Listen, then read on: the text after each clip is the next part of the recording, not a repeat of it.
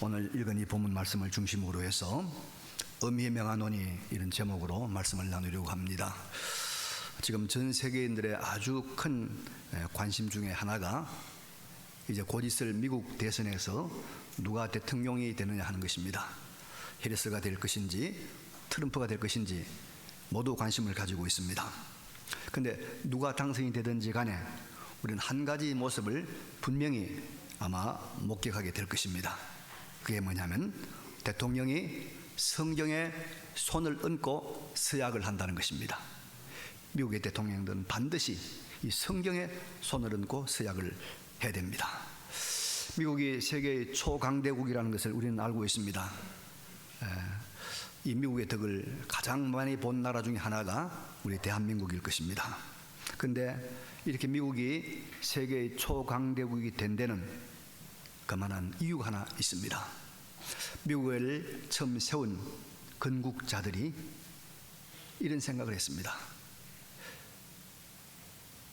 부모와 우리 조부모들이 우리 아이들을 하나님의 말씀인 성경을 자유롭게 가르치는 나라를 세우자, 이 생각으로 그들이 나라를 세웠기 때문에 미국이 이런 참 초강대국이 되었습니다. 유럽 대륙에 종교개혁이 일어난 이후에 이제 영국에는 1608년 20년까지 국교회, 영국 성공회의 영향으로 이 천주교가 만들어 놓은 율법주의, 여러 가지 좋지 않은 폐단이 많이 생겼습니다. 마침내 1688년도 20년 이때 작은 교회들의 교인들과 목회자들이 이런 국교회의 정책에 반대하는 저항운동을 일으켰습니다.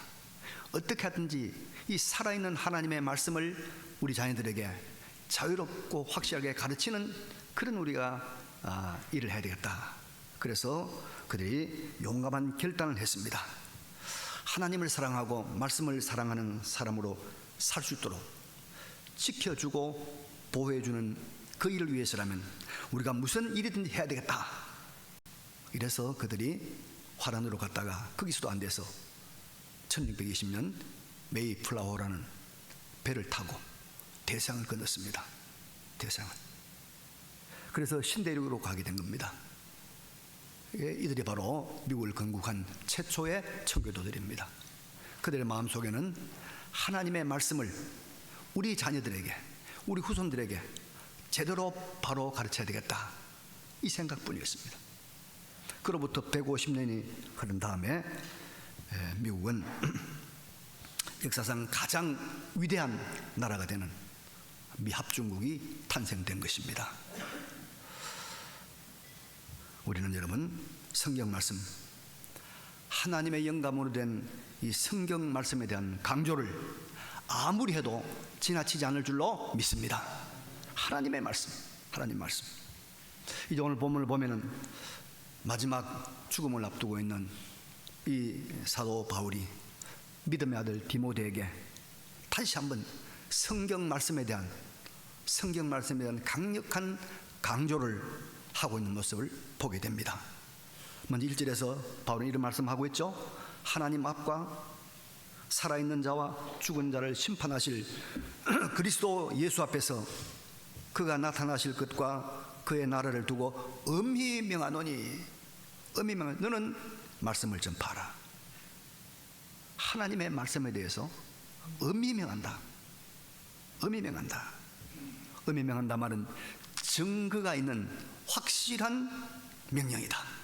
증거가 있는 요지부동한 확실한 말씀이다, 그런 말입니다. 그게 무엇입니까? 여러분, 말씀을 전파하는 것이죠. 말씀에 관한 것입니다. 말씀에 관한 것. 그래서 여러분, 하나님의 말씀은 허투루 들을 것이 아닙니다. 졸면서 또 뭐 딴 생각하면서 그래 들을 말씀이 아니다, 이 말입니다. 엄한 명령입니다. 엄숙하게, 진중하게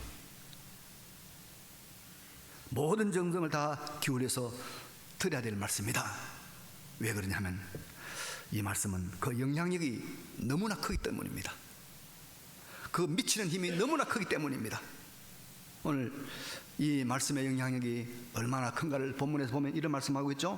하나님 앞과 살아있는 자와 죽은 자를 심판하실 그리스도 예수 앞에서 그가 나타나실 것과 그의 나라를 두고 엄히 명하노니, 이게 하나님의 말씀이라고 하는 것은 여러분 하나님 앞과 관련된 문제입니다. 그리스도 예수와 관련된 문제입니다. 이것은 하나님의 나라와 관련된 문제다 이 말입니다. 여러분, 이 성경 말씀은요,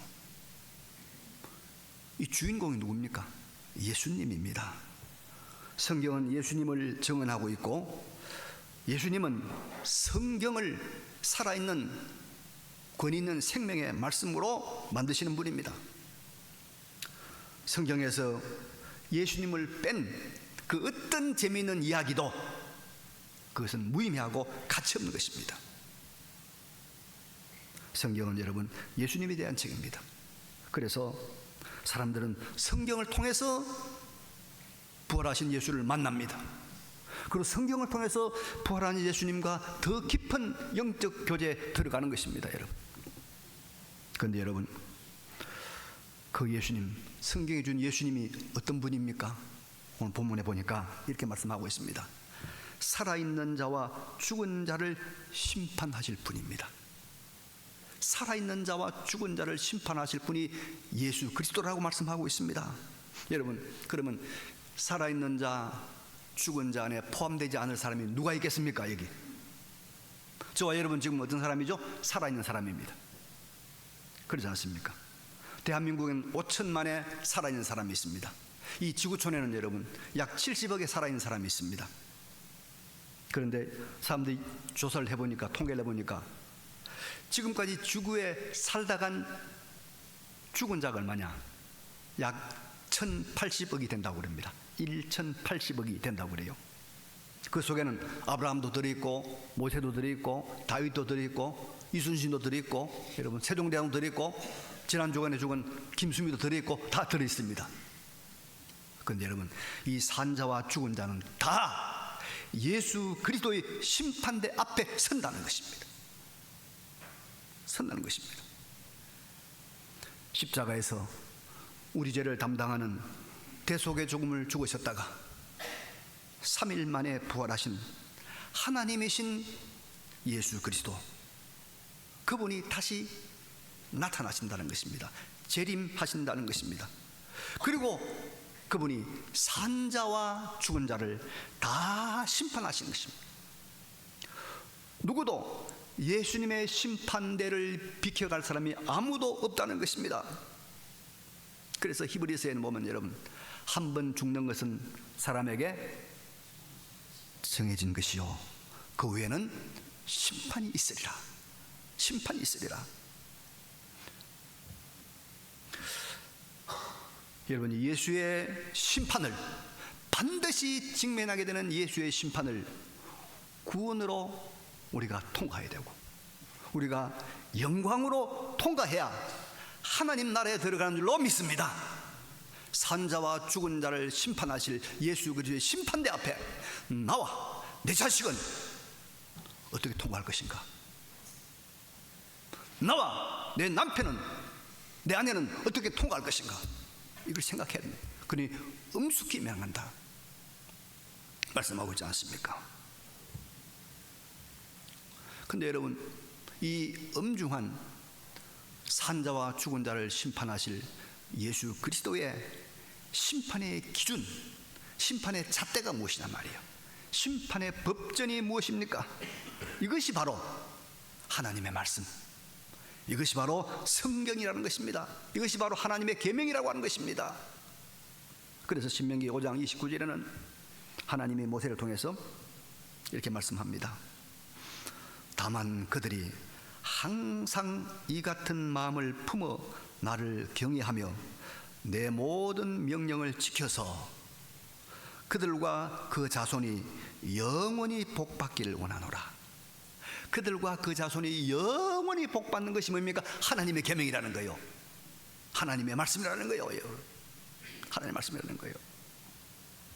예수님께서 마태복음에 이렇게 말씀했죠. 5장 19절에 누구든지 이 계명 중의 지극히 작은 것 하나라도 버리고 또 그같이 사람을 가르치는 자는 천국에서 지극히 작다 일컬음을 받을 것이요 누구든지 이를 행하며 가르치는 자는 천국에서 크다 일컬음을 받으리라. 여러분, 영원한 천국에서 작다 크다를 결정하는 기준이 이 하나님의 계명, 하나님의 말씀이란 말이에요. 그러니까 우리가 이 말씀을 엄중하게 받아들여야지요. 들어도 되는 말씀이 아니고 버려도 되는 말씀이 아니라 엄중히 받아야 된단 말이에요. 그래서 사도는 베드로전서 1장 24절에 이렇게 말씀하고 있습니다. 그러므로 모든 육체는 풀과 같고 모든 영광은 풀의 꽃과 같으니 풀은 마르고 꽃은 떨어지되 오직 주의 말씀은 세세토록 있도다 하였으니 너희에게 전한 복음이 곧 이 말씀이니라. 그래 말씀하고 있습니다. 그래서 여러분, 하나님의 말씀의 심판에서 제외될 사람은 아무도 없습니다. 재벌도, 대통령도, 거지도, 가난한 자도, 성인도 제외될 사람은 아무도 없습니다. 그리고 이 하나님의 말씀은 이 세상의 것만 결정하는 것이 아니라 영원 무궁의 세계를 결정하는 것입니다. 이것은 틀림없는 하나님의 약속이고 하나님의 법칙입니다. 그래서 우리가 이 하나님의 말씀 앞에 엄숙해져야 되는 것입니다. 이 말씀 앞에 우리가 벌벌 떨어야 하는 것입니다. 이 말씀을 우리가 심각하게 받아들이고 진중하게 받아들여야 된다, 이 말씀입니다. 엄격합니다, 여러분. 엄중하게 받아들여야 돼요. 제가 몇 달 전에 양재에 있는 남부터미널에서 거창에 가려고 지금 우리 총회 어떤 장로님하고 약속을 했어요. 7시에 그 시외버스가 있으니까 7시에 만납시다. 제가 인터넷으로 7시에 차표를 두고 예약을 했습니다. 제가 일찍 가서 기다리고 있었는데 장로님이 안 나타나는 거예요. 그 전화를 했죠. 장로님 하신 말씀이 목사님, 제가 전철을 지나쳤습니다. 그래서 한역 지나가고 다시 바꾸에서 오는 중이니까 조금만 기다려 주십시오 그러는 거예요. 그래서 제가 이제 7시 기다리고 있는 거예요. 기다리고 이제 안 오시는 거죠. 7시 5분 전에 안 오시는 거죠. 그러니까 이제 저는 버스에 올라갔다가 내려갔다 하는 거죠. 그러니까 버스에 있는 기사가 내가 그 차를 타고 갈 사람이라는 걸 거의 다 알고 있죠. 왔다가 내렸다 하니까 1분 전에도 안 오시는 거예요. 그래서 내가 밖에서 기다리다가 조금만 기다리면 오겠지. 그래 7시 딱 되고 30초 지났어 내가. 그런데 문이 딱 닫히는 거예요. 그래서 내가 그때는 급이 들어나가지고 아이고, 장로님은 다음에 오더라도 나라도 타고 가야겠다. 그래서 닫힌 문을 두드렸어요. 내가 옛날에 기차를 세운 적이 있거든요. 그래서 그 경계 말이가 문을 딱 두드리니까 절대로 안 열어주는 거예요. 절대로 안 열어주고 그대로 그 시외버스는 문 딱 닫은 대로 뒤로 쫙 빼가 해가지고 가는 거예요. 한참 따라가면서 뜯어도 안 열어줘. 근데 못 가고 말았어요. 그래서 내가 천국이 이렇다. 천국이 이렇다. 떠나면 문 닫으면 끝나는 거예요. 문 닫으면 끝나는 거예요. 분명히 알아요. 내가 그 차를 타고 갈 사람인 줄 그 기사가 알아요. 뚜드린 줄 알아요. 그래도 안 된다는 거예요. 7시에 간다는 거예요. 7시에 간다는 거예요. 당신 7시 안 왔으니까 못 타고 간다는 거예요. 여러분, 하나님의 말씀은 이렇게 정확하고 무하고 확실한 것입니다. 확실한 것입니다.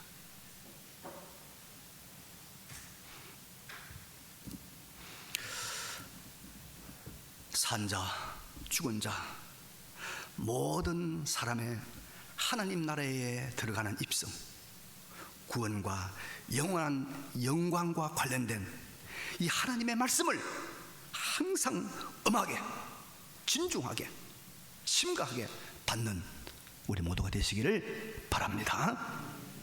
그런데 여러분, 이 엄숙한 하나님의 명령, 지금과 영원을 결정하는 이 하나님의 말씀 성경을 우리는 이제 어떻게 해야 될까요?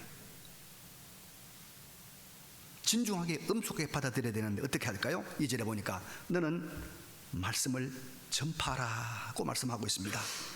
때를 얻든지 못 얻든지, 그죠? 때를 얻든지 못 얻든지 항상 힘쓰라 하는 것입니다.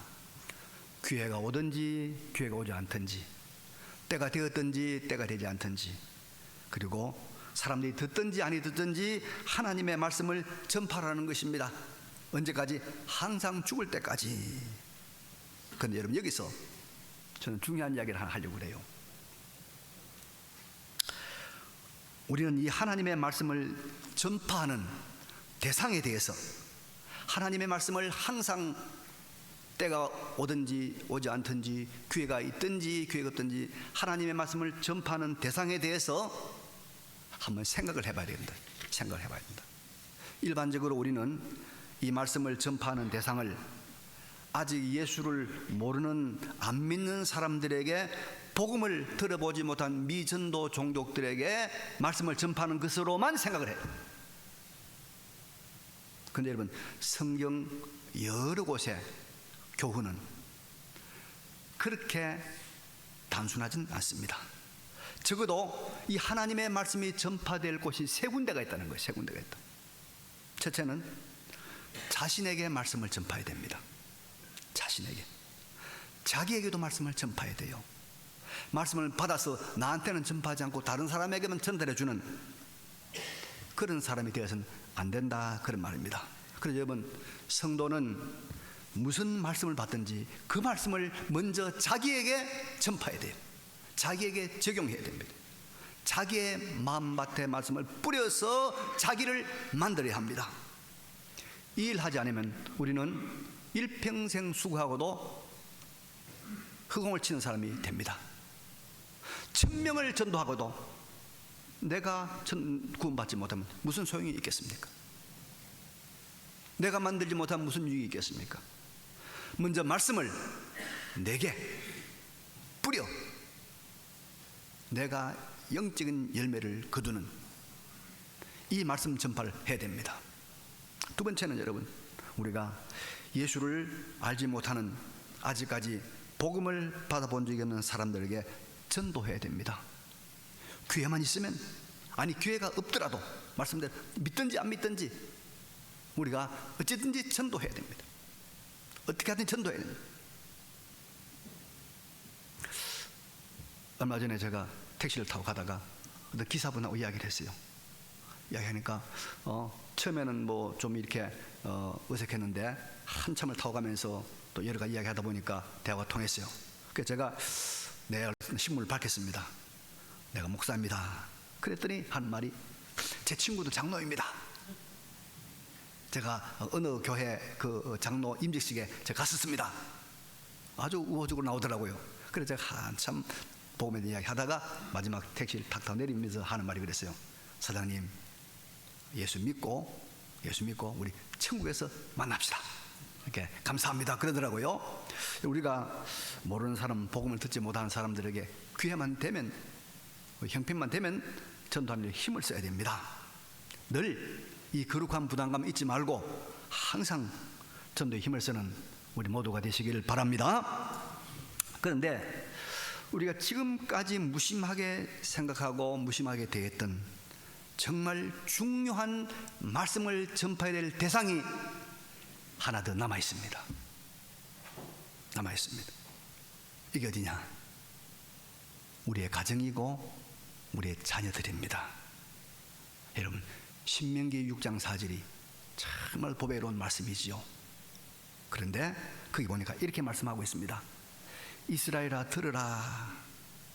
우리 하나님 여호와는 오직 유일한 여호와이시니 너는 마음을 다하고 뜻을 다하고 힘을 다하여 내 하나님 여호와를 사랑하라. 오늘 내가 내게 명하는 이 말씀을 너는 마음에 새기고 내 마음에 뿌리고 내 마음에 전파하고, 그 다음에 신명기 6장 7절입니다. 내 자녀에게 부지런히 가르치며, 내 자녀에게 부지런히 가르치며, 집에 앉았을 때든지 길을 갈 때든지 누워있을 때든지 일어날 때든지 이 말씀을 강론할 것이며, 여러분, 자녀에게 부지런히 말씀을 가르쳤나요? 앉아있을 때, 밥 먹을 때 가르쳤나요? 길 갈 때, 일하러 갈 때 가르쳤나요? 누워 잘 때 가르쳤나요? 일어날 때 가르쳤나요? 안 했잖아요. 저도 여러분도 안 했잖아요. 이 엄중하고 이 무서운 하나님의 말씀을 정말로 뿌리고 정말로 전파될 그곳에 우리가 안 했다 이 말이에요. 안 했다 이 말이에요. 마태복음 18장에 예수님께서 말씀합니다. 누구든지 내 이름으로 이런 어린아이 하나를 영접하면 곧 나를 영접하매니, 누구든지 나를 믿는 자 중 하나를 실족하게 하면, 나를 믿는 이 작은 자 중 하나를 실족하게 하면, 나를 믿는 이 작은 자 중, 이 나를 믿는 작은 자가 누굽니까? 우리 집 어린아이일 수 있잖아요. 내 손주 있잖아요. 이 아이를 실족하게 하면 차라리 연자맷돌을 거목에 달고 깊은 바다에 빠뜨려지는 것이 나으리라. 이 작은 어린아이, 우리 집에 있는 작은 어린아이, 이걸 실족하게 하면 연자맷돌을 메고 바다에 빠져 죽는 게 차라리 낫다 이 말이에요. 그만큼 하나님의 말씀을 가정에, 자녀에게 전파하고 가르침을 해야 된다 그 말 아닙니까? 여러분, 사도행전 2장에 보면 오순절 성령이 강림했습니다. 많은 사람들이 회개하고 예수를 믿습니다. 그때 베드로가 이런 설교를 합니다. 너희가 회개하여 각각 예수 그리스도의 이름으로 세례를 받고 죄사함을 받으라. 그리하면 성령을 선물로 받으리니, 예수 믿고 회개하고 죄사함 받고 성령을 선물 받는데, 이 약속은 너희와 너희 자녀와 모든 먼데 사람 곧 주 우리 하나님이 얼마든지 부르시는 자들에게 하신 것이라. 이 약속이 누구라고요? 너희와 너희 자녀. 하나님의 약속은 너희와 너희 자녀하고, 자녀가 포함된 약속이에요. 자녀가 포함된 약속이요. 여러분, 하나님의 구원의 약속은 부모와 자녀가 함께 받는 것입니다. 하나님의 말씀은 부모에게 전파되어야 하고 반드시 자녀에게도 전파되어야 합니다. 반드시 자녀에게도. 우리 한국 교회가 여러분, 그동안에 전도도 많이 하고 큰 예배당도 짓고 또 세계 많은 선교사를 파송해서 참 선교 대국이라는 그런 명예로운 이름도 얻었습니다만은, 가정에서 말씀을 전파하는 것, 자녀에게 말씀을 전수하는 것, 자녀에게 말씀을 부지런히 가르치는, 여기에서는 사실상 실패했습니다. 실패하지 않았습니까? 여러분, 제가 중요한 이야기를 합니다. 그 이유 중에 하나가 뭐냐면 주일학교 때문입니다. 주일학교. 저도 주일학교를 너무 사랑했어요. 너무 중요하게 생각했어요. 그래서 예배당을 지으면 본당은 3층에 하고 2층 각 교육기관을 만들어서 부모들이 오면 교육기관 아이들 다 집어넣어서 주일학교에서 교육하게 하고 부모들은 본당에서 교육한다. 주일학교, 멋진 주일학교를 꿈꾸고 있습니다. 그렇게 됐습니까? 교회마다 그렇게 됐나요? 이게 잘못된 겁니다. 원래 주일학교는 영국에서 산업혁명 이후에 아빠 엄마들이 다 공장으로 일하러 가니까 아이들이 버려져 있는 거예요. 방치되어 있는 거예요. 공부를 못하는 거예요. 그래서 그 아이들을 데려다가 공부도 가르치고 읽게 하고 쓰게 하고, 그거 하려고 만든 주일학교입니다. 하나님의 말씀을 가르치고 교리교육을 시키고 신앙교육을 시키는 것은 누가 한다고? 부모가 하는 거예요. 부모가 해야 되는 거예요. 그런데 부모들이 주일학교 아이들 다 맡겨 빼는 거예요. 주일학교만. 여러분, 대한민국의 최고 좋은 주일학교에 나온 아이들이 신앙생활 제대로 다 합니까? 아니요. 주일학교 없는, 부모가 가르치고 부모가 신앙교육한 그 교회가 더 인물이 나요. 더 훌륭한 사람이 많이 생겨요. 이게 뭡니까? 성경적 원리를 우리가 무시하고 신앙교육을 해왔다는 겁니다.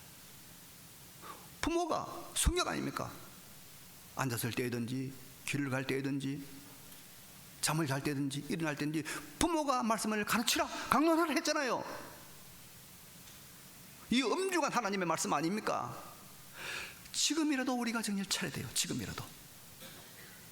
늦었다고 우리가 주저앉아서 후회할 것이 아니라, 한탄할 것이 아니라 지금이라도 정신 차려서, 지금이라도 우리 부모들이 자녀를 말씀을 가르쳐야 돼요. 우리의 이 하나님의 이 참 엄숙하고 영혼을 결정하는 이 하나님의 말씀을 부모들이 가르쳐야 돼요. 너무 멀리 갔어요. 너무 멀리 갔지만은 그래도 이걸 우리가 돌이켜야 되죠. 그래야 대한민국이 산단 말이에요. 오늘 우리가 동성애 반대 집회를 여러분 가는 건, 이거 동성애가 만연하면 하나님께서 이 땅을 불바다로 만들 거라고 싶어서 겁이 나잖아요. 우리가 지금 소돔과 고모라가 여러분 동성애 때문에 불바다가 된 거 아닙니까? 그거 막아보려고 애를 쓰는 거 아닙니까? 그런데 또 하나, 지금 우리 교회마다 아이들이 없습니다. 아이들 안 낳습니다. 주일학교가 없어요. 왜 그런지 압니까? 바로 하나님 말씀대로 우리가 안 하거든요. 하나님 말씀대로 부모들이 자녀를 가르치지 않은 거예요. 부모들이 신앙교육 안 한 거예요. 부모들이 교리교육 안 한 거예요. 주일학교 몇 개 넘면 됐다 생각해요. 주일학교는 그게 아니었어요. 그래도 이 원리를 그대로 유지하고 있던 여러분 유대인들은 살아남잖아요. 이 원리를 그대로 가지고 있는 여러분 이스라엘은 살아남잖아요. 몇천 년 동안 나라가 없어도 유대교는 유지하고 있단 말이에요. 이 원리가.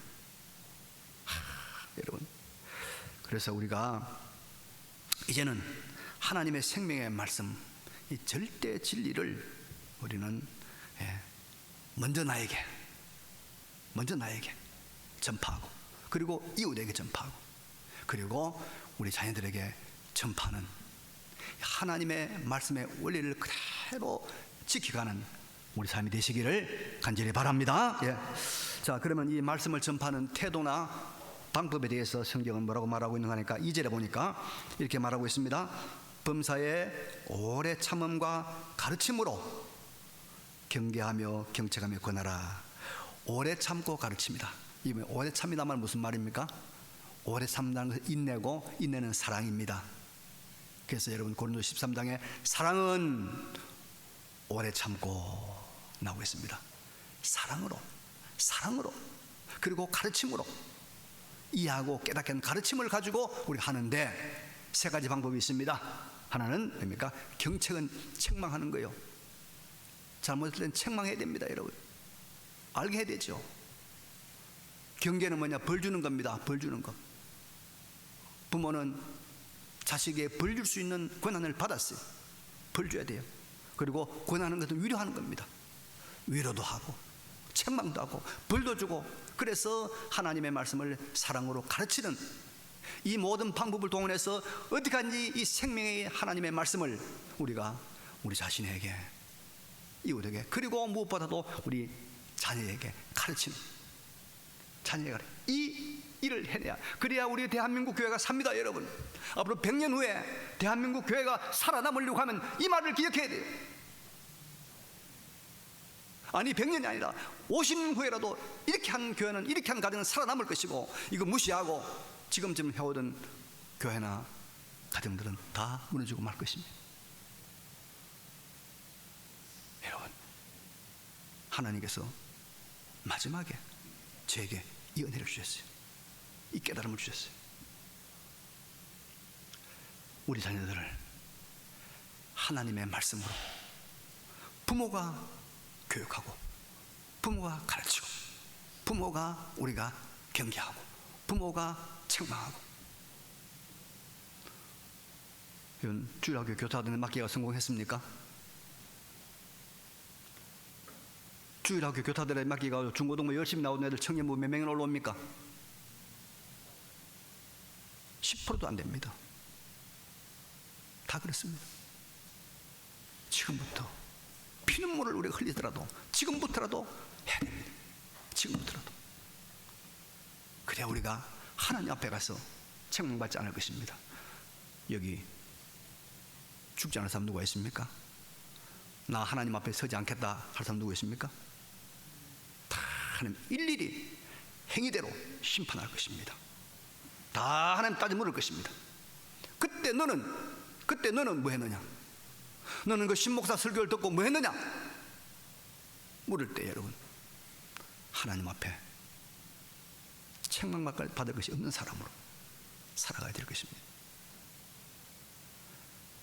하나님의 말씀을 음이 명하노니 하나님의 말씀을 전파하라. 특별히 우리 자녀, 우리 자손들에게 이 말씀을 기억하고 남은 여생을 가지게 살아가는 우리 모두가 되시기를 간절히 바랍니다. 네.